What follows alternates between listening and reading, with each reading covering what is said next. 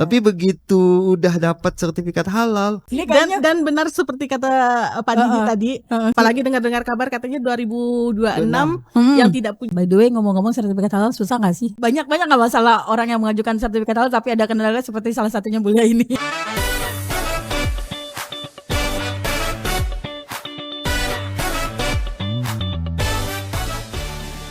Halo semuanya, kembali lagi di podcast RRI Sintang. Saya Desi Suryati bersama Anda di kesempatan saat ini ya. Dan tentunya kita akan membicarakan tentang kisah-kisah inspiratif dari pelaku UMKM yang bisa kita ambil pelajaran di dalamnya. Kemudian ada hubungannya nih antara passion dan profit. Dari bisnis menjadi sebuah bisnis melalui hobi atau dari hobi ke bisnis. Bagaimana hal itu bisa terjadi? Kita langsung saja berkenalan dengan narasumber kita di kesempatan kali ini. Ada siapa aja ya? Coba kita kenalan dulu yuk dengan dua narasumber kita di kesempatan ini. Ada Kak Lia. Saya sih manggilnya Kak Lia, beliau nama lengkapnya Lia Suyanti. Aktif banget di berbagai organisasi ya yang ada di Kabupaten Sintang, tapi pekerjaan utama beliau selain istri dari Bapak yang ada di RRI, beliau juga aktif atau menjadi pengusaha sekaligus pemilik owner Saga Cake. Ya udah kita sapa aja, jangan lama-lama ya. Halo Kak Lia. Halo, assalamualaikum. Iya, waalaikumsalam warahmatullahi wabarakatuh. Oke, Kak Lia sibuk banget pastinya ya. Kalau akhir tahun kan organisasi sibuk, apa-apa sibuk. Kue juga ya banyak dong tentunya ya. Apa sih kesibukan seminggu ini? Ya kesibukan pastinya di pekerjaan yang inilah ya, sebagai Kang Kue. Mak kue. Mak kue. Ya sehari-hari itulah bikin kue terus ya. Kue terus. Sekarang berapa macam sih? Kalau dulu kan awal-awal tahu banget tuh ya, kita juga sering ngerasain yang dibuatnya gitu. Berapa macam sekarang udah ada? Kayaknya masih itu aja, karena kita fokus ke kualitas. Ya.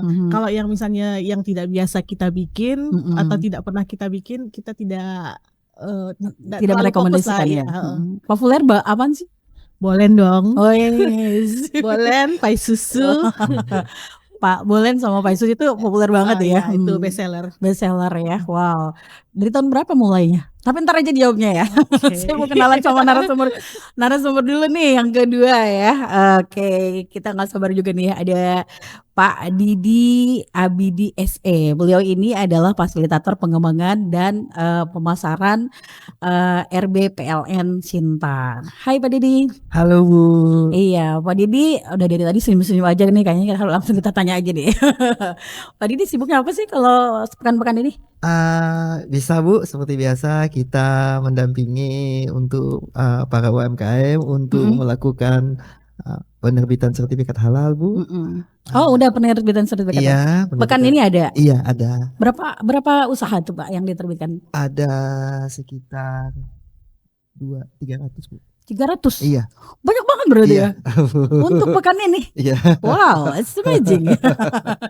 Luar biasa banget sih, banyak banget yang diterbitkan. Berarti Sintang ini banyak banget ya pelaku usahanya? Iya, banyak sekali Bu di Sintang. Banyak banget ya, luar biasa sekali. Kalau data di OSS itu Bu, kebetulan kita koordinasi sama Besperindak itu di data OSS itu sekitar ribuan Bu. Ribuan ya? Iya, ribuan UMKM. Dan yang terupdate dari data PLN juga banyak ya? Iya Bu. Ntar deh disebutinnya ya. Balik lagi nih ke Kak Lia ya. Kak Lia, kalau boleh tahu nih, hobi kalau buat Kak Lia apa sih? Hobi itu sendiri apa sih gitu? Hobi itu apa ya? Saya sebenarnya lebih hobinya ke passion. Terus kenapa jadi terjun ke makanan ya? Gini, ceritanya gimana itu? Kalau untuk di bidang kuliner ini sebenarnya dari zaman gadis juga bukan yang enggak pernah nolong orang tua kalau misalnya hari raya itu paling hanya nolong manggang gitu ya, tidak yang terjun langsung. Enggak terjun langsung ya, hobinya tuh passion gitu ya. Tapi dikarenakan hobinya itu hobi makan kali ya. Awalnya hobi makan. Dan suka akan hal yang menantang. Jadi zaman dulu itu kan awal-awal buka bisnis ini apa tuh? koleksi majalah. Koleksi majalah, Majalah oke. waktu itu zamannya Itu majalah ya, majalah Bu. fashion Belum atau ada majalah makanan? majalah fashion dan kuliner. Oke, ya Di oke. situ pas nemu ada satu resep yang kok kayaknya gimana gitu ya, menarik Menarik kan. gitu ya. Dan menantang juga. Dan Oke. kayaknya di Sintang ini juga belum ada. Jadi mulailah dari situ mencoba itu bukan cuma sekali, mungkin ada 3-4 kali baru pas. Dari situ sebagai pencicip utamanya itu suami dan anak-anak, dan mereka bilang enak. Dari situ mulai kayaknya bisa nih jual. jadi peluang usaha nih. Soalnya kalau fashion juga kan waktu itu tidak terlalu. Kayaknya makanan yang lebih menjual gitu. Oke. Lebih menjanjikan kan? Menjanjikan. Jadi, tahun berapa ingat nggak? Tahun 2010. 2010. Dan itu awal mula. Awal mulanya banget. Bikin apa? Boleh juga? Bikin brownies. Oh, waktu itu bikin brownies malah ya. Dan awal itu namanya bukan Saga loh. Oh. Awalnya nama itu La Brownies. La Karena Brownies. fokus ke brownies. Brownies ya. Terus hanya ganti bikin Saga brownies. tahun? Ganti Saga itu tahun mungkin sekitar 7-8 tahun setelah itu La Brownies itu ya. Selain labrak-labrak gitu ya. La Brownies labrak-labrak yang manis-manis gitu ya. Bukan Karena ya? waktu itu memang hanya brownies yang dibikin kan, jadi ya fokus ke situ. Oke deh. Kalau Pak Didi sendiri kan udah berapa tahun sih jadi sebagai fasilitator di RBPLN? Saya dari tahun 2001, Bu. 2001 ya? Iya. Wow, lama juga nih. Jadi ceritanya gini, Bu. Kebetulan itu dulu kan sebelum saya di RB itu kan saya kan di Telkomsel, Bu. Oh, dulunya di Telkomsel. Iya, Oke. dari tahun 2007 sampai 2017 itu saya di Grapari Telkomsel Sambas sebagai SPV. SPV-nya ya, oke. Ya, begitu kebetulan ada teman-teman di SPP Grapari Ngabang itu mau resign dikarenakan faktor jaraknya, Bu. Untuk istrinya kan ke Singkawang kan, dia bolak-balik tuh kan, jadi jauh kan. Ya udahlah, dia resign kan. Jadi saya disuruh gantikan. Itu digantikan tahun 2017 itu saya ke Grapari Ngabang, Bu.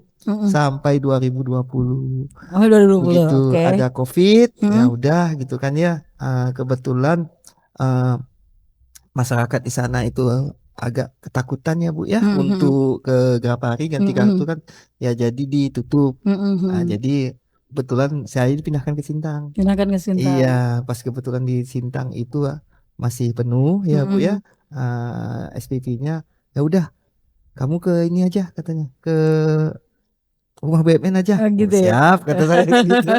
Karena memang kamu fokusnya ke pelayanan publik. Habis itu dibanting gitu ya. Iya. Suruh dibanting ke situ ya.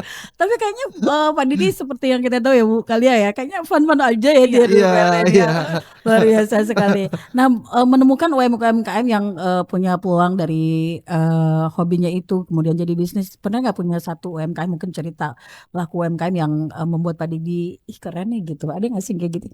Oh iya, ada. Ini Bu, ada salah satu UMKM itu yang memang usaha dia itu memang agak bagus, Bu, agak bagus kan di bidang keripik, Bu.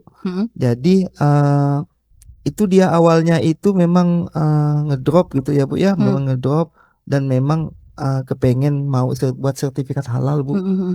Kebetulan dari ininya dari keluarganya itu kan kepengen mau buat sertifikat halal gitu. Jadi ada juga sih cerita rasa sedihnya, rasa harunya ya, Bu ya. Gitu. Sampai keluarganya, kebetulan bapaknya itu kepengen buat sertifikat halal untuk anaknya gitu kan, tapi anak bapaknya sampai udah meninggal gitu ya, Bu ya. Iya, ya udah meninggal gitu kan. Setelah meninggal gitu kan baru kesampaian buat sertifikat halal. Tapi begitu udah dapat sertifikat halal, wah mantap, Bu, penjualnya langsung drop, terus meningkat gitu. Berarti itu jadi satu kebanggaan juga ya, Bu. Mereka para pelaku usaha dari hobinya kemudian jadi bisnis dan dapat sertifikat melalui bantuan RBPLN itu ya. Wah, luar biasa. Kalau Kak Saga Cake sendiri udah punya sertifikat halal? Alhamdulillah udah. Alhamdulillah udah. Dan benar seperti kata Pak Didi tadi, sertifikat halal itu kan ada kita tempel Iya, depan toko kayak kan. bridging branding ya, kayak Iya, branding. Dan memang setelah itu penjualan memang Meningkat ya? meningkat. Karena ada kepercayaan sih kalau Iya, misalnya betul. abis ada sertifikat halal kan orang juga Iya. jadi lebih care gitu. Oh Iya, iya udah dia betul. gitu, udah halal gitu. Apalagi dengar kabar katanya 2026 yang tidak punya sertifikat itu akan dianggap ilegal ya Pak ya. Dan itu program pemerintah juga sih Iya, ya. Dan iya. ya mudah-mudahan semua pelaku usaha atau UMKM yang ada di Kabupaten Sintang juga melek terhadap informasi ya, Iya. sehingga bisa mengupdate untuk memiliki sertifikat halal. By the way, ngomong-ngomong sertifikat halal susah nggak sih? Pengalaman dulu Ibu, nanti Bang dijelasin dulu. Terus terang saya memperjuangkan sertifikat halal ini 2 tahun. Oh ya? Walaupun yang katanya gratis ya Pak ya. 2 tahun saya 2 memperjuangkan. tahun lama juga ya? Ya. Oke. Terus gimana ceritanya pertama ya, ngajuin? ada kendala-kendala di dalam itulah kan. Teknis. Termasuk tadi karena NIB saya yang bermasalah. Ada kendala sedikit.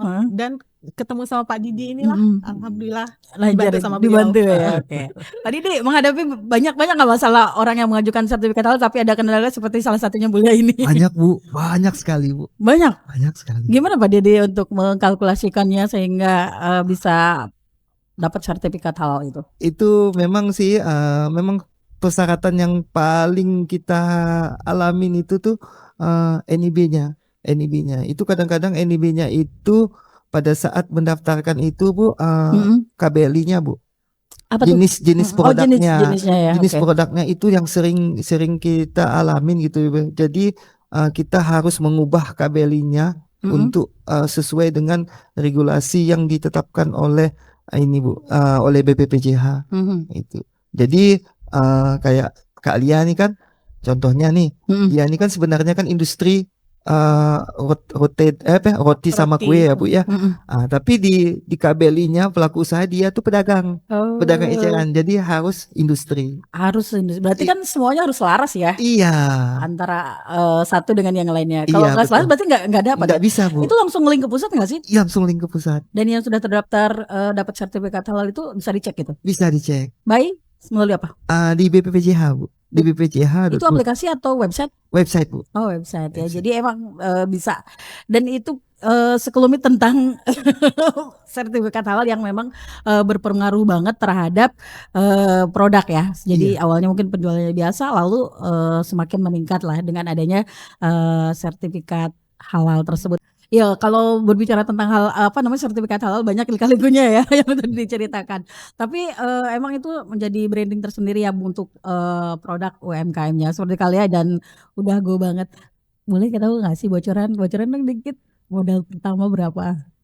Modal pertama itu tahun 2010 berapa ya? Udah lupa. Itu karena ratusan ribu atau apa? Nggak apa-apa, range-nya aja. Kayaknya nggak nyampe itu. 50. Sekitar 50.000. Ya, hasil pertama banget. Itu hasil pertama berapa gitu? Iya, hasil pertama banget berapa?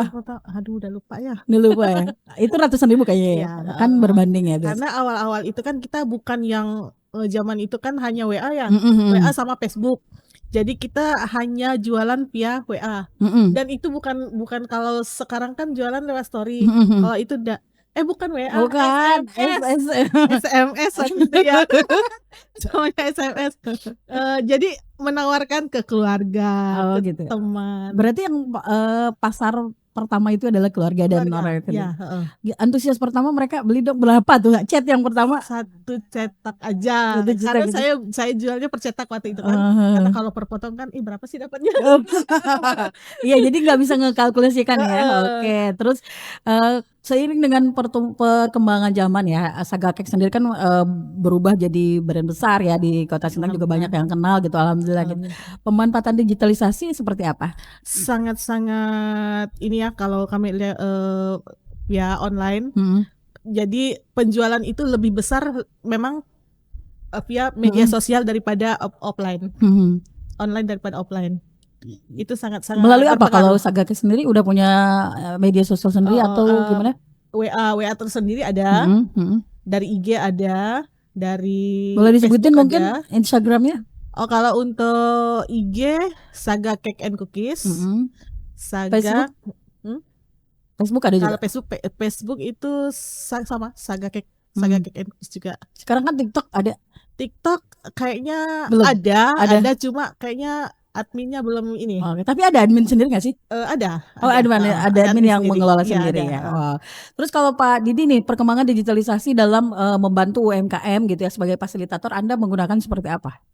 Kalau saya, kami sih untuk digitalisasi sih kita sih memang kita arahkan ke UMKM itu menggunakan ini Bu, Instagram, habis itu Facebook, dan itu ya, habis itu WhatsApp bisnis.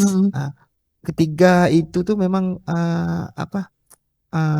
penting sekali Bu untuk memasarkan untuk digitalisasi. Terdata nggak sih medsos-medsosnya UMKM yang di bawah binaannya PLN? Iya, terdata. Terdata ada ya media sosialnya. Iya, jadi memang kita sih setiap bulan kita mengadakan pelatihan, ya khususnya untuk digitalisasi. Jadi kalau ada misalnya pelatihan judulnya nih tentang manajemen tuh, tapi pasti kita sisipkan itu digitalisasi. Ayo ibu-ibu, ayo kita jualan. Iya, betul. Udah nemu yang gaptek nggak sih Pak Didi? Tolong dong. Banyak Bu. Dan yang gaptek sampai ditangani sama Pak Didi sampai mahir. Contohnya Buntin kan. Gimana Pak Didi? Boleh dong cerita gimana? Misalnya nih yang gaptek tuh gimana ceritanya? jadi ada salah satu UMKM Bu. Dia ini kan pertama kali dia yang nggak tahu Bu. Instagram itu apa. Habis itu serius ada yang nggak tahu Instagram itu apa. Habis itu di download Play Store kata saya kan. Oh iya, soalnya saya nih kebetulan yang download Play Store itu anak saya. Oke. Lama kata saya kan gitu kan. Habis itu saya arahkan, ini loh Bu Play Store-nya di download. Habis itu diketik dia di pencarian IG atau Instagram gitu kan. Habis itu step-step itu. Habis itu masukkan nama. Bagaimana caranya? Tolonglah Pak, masukkan nama saya gitu kan. Tempat tanggal lahir saya apa segala macam, termasuk foto-foto produk saya. Katanya. Iya. Ini lah Ibu kirimkan ke WA saya, nanti saya masukkan kata saya gitu kan. Seperti itu Bu. Terus sekarang udah pandai? Alhamdulillah pandai Bu. Malah lebih hebat lagi dari saya. Wow, very good. Dia update juga. Iya. Oh, update banget. Iya Bu, update banget Bu. Kalah kali ya yang owner kalah kami kalah Bu, kalah. Malah satu hari itu bisa 5 kali, 7 kali Bu dia ini. Update itu. Iya, update terus. Update UMKM-nya. Iya, live terus. Berarti kan kalau kita tarik garis atau benang merahnya ya, pemanfaatan digital dalam produk usaha ini penting banget ya Kak Lia ya. Paling jauh order dari mana? Pernah ke Bandung. Kirim by? Pernah kirim via JNE waktu itu. Oh gitu pakai kue ya? Waktu itu kue lapis. Kue lapis ya. Wow. Itu gimana tapi bagus. Alhamdulillah. Berapa hari itu? Kalau untuk yang kue express lapis, ya yang 3 hari nyampe. Ya express ya. Oh gitu. Tapi berarti bagus ya masih dalam. Alhamdulillah kalau untuk kue lapis di dalam di suhu ruang itu 1 minggu masih tahan dia. Berarti ke Bandung ya. Wow, luar biasa. Kemudian kalau omsetnya sekarang nih? Omset. Pasti nggak mau diomongin. Adalah ya. Sebenarnya diomongin juga apa-apa. Tapi kalau nggak mau diomongin nggak apa-apa lah ya. Tapi yang jelas adalah alhamdulillah cukup. Alhamdulillah cukup ya. Tapi cukup dalam arti bisa untuk gaji karyawan, untuk listrik apa segala. Cukup beli mobil, cukup beli motor, cukup beli rumah, cukup beli tanah gitu ya. Ya kan Mbak Didi kan? Iya Bu. Hidup itu nggak perlu banyak, yang penting cukup. Oke, tapi secara keseluruhan perkembangannya bagus ya? Alhamdulillah. Dari tahun ke tahun. Iya. Apa sih yang harus dipertahankan kepada mungkin ada yang dengerin atau ngelihat kita ngobrol nih ya, pelaku usaha UMKM kadang kan harga juga naik turun gitu ya. Apa yang harus dipertahankan supaya ada ciri khas gitu untuk usaha kita yang bagus gitu? Yang pasti kualitas. Kualitas ya? Kualitas dari bahan yang kita pakai. Kita harus siasati dengan harga bahan yang kompetitif. Bukan lagi tiap tahun naik, sekarangnya hampir tiap bulan ya naik. Okay. Jadi cara mensiasatinya gimana? Kami dengan kualitas bahan yang tetap sama, tapi mungkin porsinya yang kami lebih agak kurang sedikit gitu. Oke, kalau badan dikecilin enak ya kita. Pak Didi nih, untuk pelaku UMKM yang ada di binaan, apa sih yang dilakukan? Mungkin singkat aja nih. Dilakukan kepada pelaku UMKM yang dilakukannya. Yang tetap yang konsisten itu kita harus ini Bu, Pertama kita mengajak kepada pelaku UMKM itu harus konsisten pertahankan kualitas. Oke. Yang kedua harus konsisten memasarkan produk. Konsisten memasarkan. Iya, baik itu secara offline maupun online. Terkhususkan online ini Bu, yang digitalisasi itu harus kalau bisa satu hari itu 3-4 kali. Bombardir aja. Iya, kita bombardir aja. Oke deh. Wah, kayaknya seru banget ya. Sebenarnya pengen banget ngomongin yang lain gitu ya tentang bisnis dari hobi ini, terutama yang menghasilkan cuan ya. Dari contohnya Saga Cake ini ya. Iya. Tapi sober mungkin Bu, mungkin tambahan mungkin nanti kita lagi nih Bu nambah lagi kan mungkin waktu kalau ada waktu kan kapan-kapan kita cerita soalnya lagi ada inovasi UMKM itu bisa jadi produk unggulan Bu gitu ya. Oke deh. Kalian mungkin ada yang mau dipesankan yang mau mulai usaha gitu kan, dengan ada takut-takutnya atau pesan-pesan terbaik lah dalam mengelola bisnis, silakan. Untuk para pemula yang mau memulai usahanya, jangan pernah takut gagal. Jangan pernah takut. Gagal coba lagi. Oke deh, bagus ya. Gagal coba lagi. Habis itu sukses lagi gitu ya. Jangan gagal lagi dong. Oke, Pak Didi, apa yang mau disampaikan nih, terutama ke UMKM binaannya nih? Satu saya yang sampaikan, jaga kualitas, tetap memasarkan produknya. Baik secara offline maupun online, terutama online itu harus dipasarkan. Iya, bombardir lagi. Iya. Oke. Makasih Pak Didi atas kehadirannya. Kalian juga sukses ya dengan Saga Cake-nya. Mudah-mudahan bisa selain ke Bandung bisa ke mancanegara juga. Amin. Kan. Tidak ada yang menutup kemungkinan buat sukses ketika kita mau terus berusaha untuk mewujudkannya. Melajulah, bergeraklah, karena di depan ada harapan dan tujuan kita. Saya Desy Riati, sampai jumpa di podcast RRI Sintang selanjutnya.